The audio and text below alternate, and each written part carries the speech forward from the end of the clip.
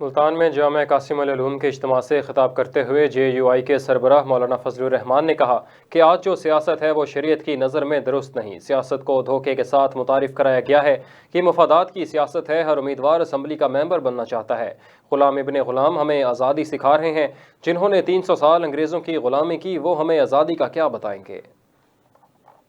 لیکن شریعت اسلامیہ ہمیں ہر حال میں کہتا ہے کہ کسی کی مشکل میں اس کے کام آؤ، کسی کی ضرورت ہو تو اس کو پورا کر دیا کرو۔ ایک حدیث میں آتا ہے ان للہ خلقا خلقهم لحوائج الناس یفتح الناس الیہم بحوائجہم ہم الآمنون یوم القیامہ۔ بے شک اللہ کے لیے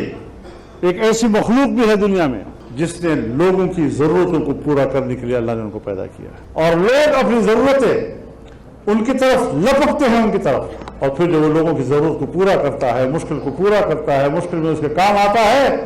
تو رسول اللہ صلی اللہ علیہ وسلم فرماتے ہیں کہ یہی وہ لوگ ہیں جو قیامت کے روز عذاب سے محفوظ ہوں گے۔ کرو اچھا کام،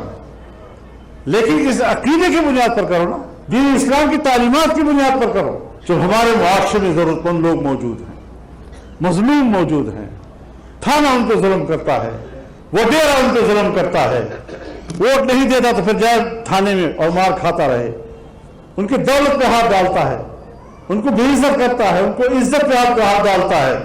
تو پھر اس وقت آپ کا میدان شروع ہو جاتا ہے کہ ہم ایسا نہیں کرنے دیں گے آپ کو۔ ہم پاکستان میں کسی کے نیچے لگ کر سیاست نہیں کر رہے، اور یہ پگڑیاں ہم نے سروں پر اس لیے نہیں رکھی ہوئی کہ یہ گردنیں جھکیں گی کسی کے سامنے۔